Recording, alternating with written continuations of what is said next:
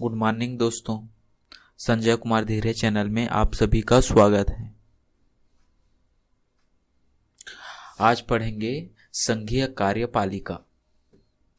इसके अंतर्गत आता है राष्ट्रपति, उपराष्ट्रपति, मंत्रिमंडल, प्रधानमंत्री जिसमें आते हैं, कैबिनेट मंत्री आते हैं। इसके बारे में हम लोग पढ़ेंगे। तो पहला टॉपिक है राष्ट्रपति। देखो, तो राष्ट्रपति का सबसे पहला पॉइंट देखते हैं, देश का प्रथम नागरिक। राष्ट्रपति क्या है? देश का प्रथम नागरिक होता है। भारत का राष्ट्रपति देश का प्रथम नागरिक होता है। इसको हम लोग कैसे समझ सकते हैं? इसका मतलब यह है कि भारत का राष्ट्रपति देश का सबसे प्रमुख और सम्मानित व्यक्ति होता है। इसे प्रथम नागरिक कहा जाता है क्योंकि वह देश का सर्वोच्च पद है, लेकिन वह देश का नेतृत्व नहीं करता बल्कि एक औपचारिक और प्रतिनिधि के रूप में कार्य करता है। फिर अगला टॉपिक है संविधान का अनुच्छेद। तो देखो, अनुच्छेद 52 में क्या बोला गया है? भारत में एक राष्ट्रपति होगा। ठीक है, इसका मतलब है कि भारतीय संविधान में यह कहा गया है कि भारत में एक राष्ट्रपति होगा, यानी राष्ट्रपति की भूमिका का प्रावधान संविधान में है। अब है अनुच्छेद 53। इसमें दिया है राष्ट्रपति में संघ की सभी कार्यपालिका शक्तियां निहित होती है। इसको हम लोग कैसे समझ सकते हैं? इसका मतलब यह है कि राष्ट्रपति के पास पूरे संघ मतलब केंद्र सरकार की कार्यपालिका की जो शक्तियां होती है, ठीक है, वो राष्ट्रपति के पास होती है। वह इन शक्तियों का इस्तेमाल खुद भी कर सकते हैं या फिर अधिकारियों के माध्यम से करवा सकते हैं। ठीक है, फिर देखते हैं आर्टिकल नंबर 54।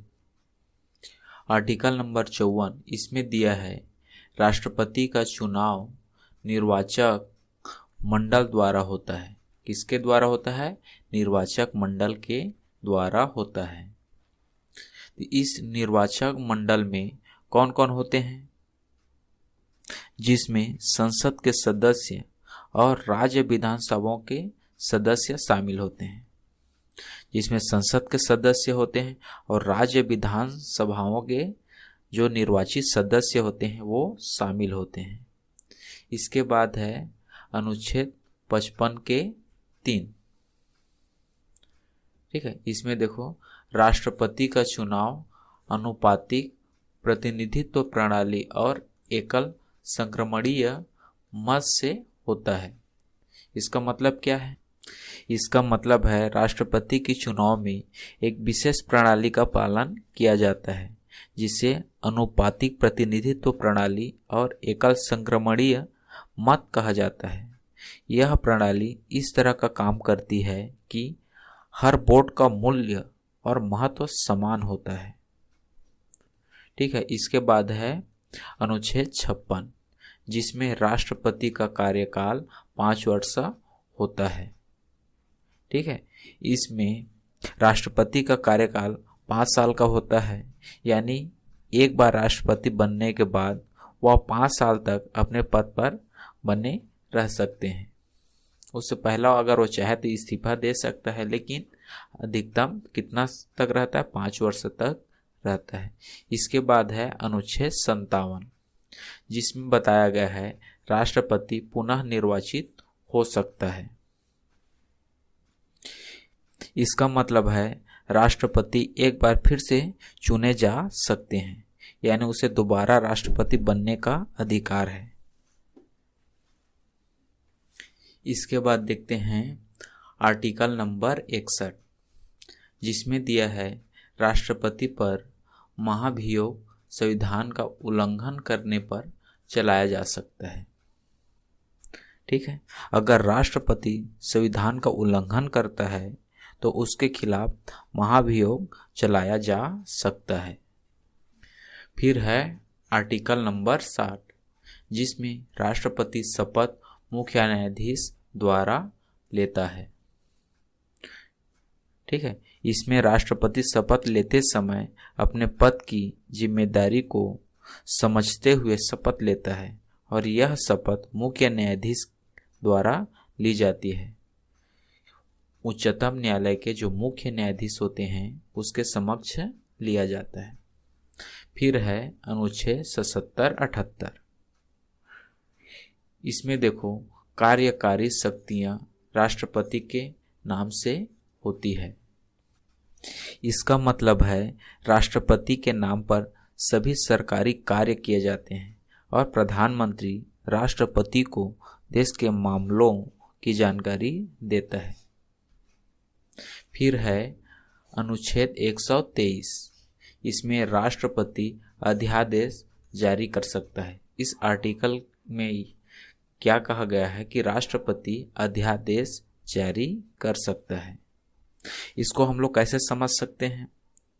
राष्ट्रपति को एक विशेष अधिकार मिलता है कि वह अध्यक्ष आदेश जारी कर सकते हैं, यानी संसद नहीं बैठ रही हो तो वह नया कानून बना सकता है। ठीक है, कुछ कारणवश अगर संसद की बैठक नहीं हो रही हो तो वह क्या करता है, नया कानून बना सकता है। इसके बाद है आर्टिकल नंबर 72। यह राष्ट्रपति को क्षमादान और दंड में छूट देने का अधिकार देता है। इसका मतलब है राष्ट्रपति के पास क्षमादान देने का अधिकार होता है। वह किसी भी अपराधी को माफ कर सकता है। इसमें भी कंडीशन है, लेकिन वो क्या है, वो अपराधी का सजा कम कर सकता है। जो मृत्यु दंड रहता है उसको कम कर सकता है, उसको क्या बोलते हैं, आपका आजीवन कारावास में बदल सकता है, मतलब उसमें छूट दे सकता है। इसके बाद है अनुच्छेद 53 के 2। इसमें दिया है राष्ट्रपति तीनों सेनाओं का प्रधान सेनापति होता है। ठीक है, राष्ट्रपति को भारतीय सशस्त्र सेनाओं का प्रमुख कमांडर माना जाता है। इसके बाद देखेंगे राष्ट्रपति का चुनाव। तो देखो, राष्ट्रपति का चुनाव निर्वाचक मंडल में संसद और राज्य विधानसभाओं के निर्वाचित सदस्य शामिल होते हैं। इसका मतलब है कि राष्ट्रपति का चुनाव केवल संसद और राज्य विधानसभाओं के चुने हुए सदस्य करते हैं। दिल्ली और पुडुचेरी के विधानसभाओं के सदस्य भी अब इस चुनाव में भाग ले सकते हैं। जम्मू कश्मीर के विधानसभा सदस्य अब इसमें भाग नहीं लेते। ठीक है, फिर देखते हैं चुनाव प्रक्रिया। चुनाव अनुपातिक प्रतिनिधित्व प्रणाली पर आधारित होता है। इसको हम लोग कैसे समझ सकते हैं? इसका मतलब है राष्ट्रपति का चुनाव एक विशेष तरीके से होता है जिसे अनुपातिक प्रतिनिधित्व प्रणाली कहते हैं।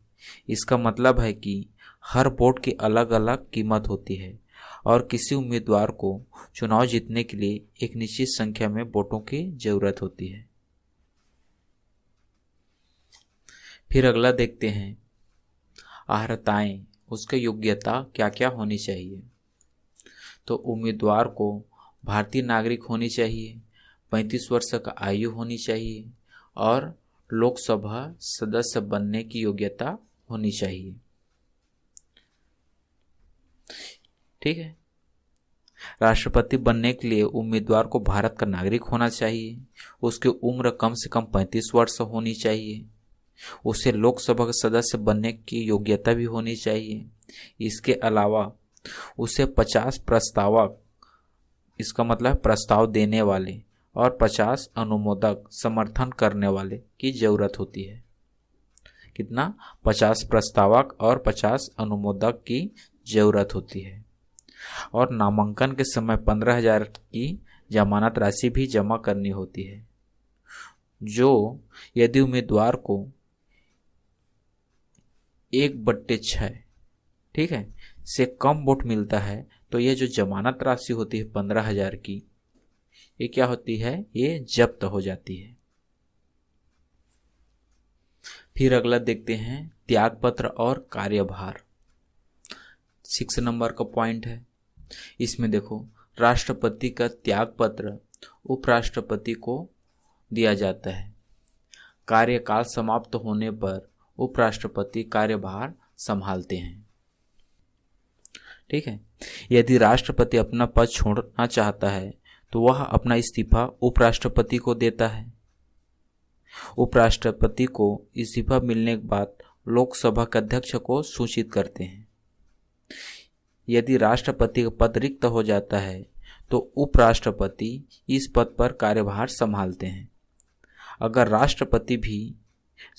उपराष्ट्रपति भी नहीं है तो मुख्य न्यायाधीश, जो सुप्रीम कोर्ट रहती है, उच्चतम न्यायालय के जो मुख्य न्यायाधीश होते हैं, या फिर वरिष्ठ न्यायाधीश, यह कार्यभार संभालते हैं। अगर राष्ट्रपति त्यागपत्र दे देता है या फिर राष्ट्रपति की नहीं रहता है तो। ठीक है। फिर अगला पॉइंट देखते हैं। अगला पॉइंट है महाभियोग। राष्ट्रपति पर महाभियोग संविधान के उल्लंघन के लिए चलाया जा सकता है। ठीक है। अगर राष्ट्रपति संविधान का उल्लंघन करता है तो उसके खिलाफ महाभियोग चलाया जा सकता है।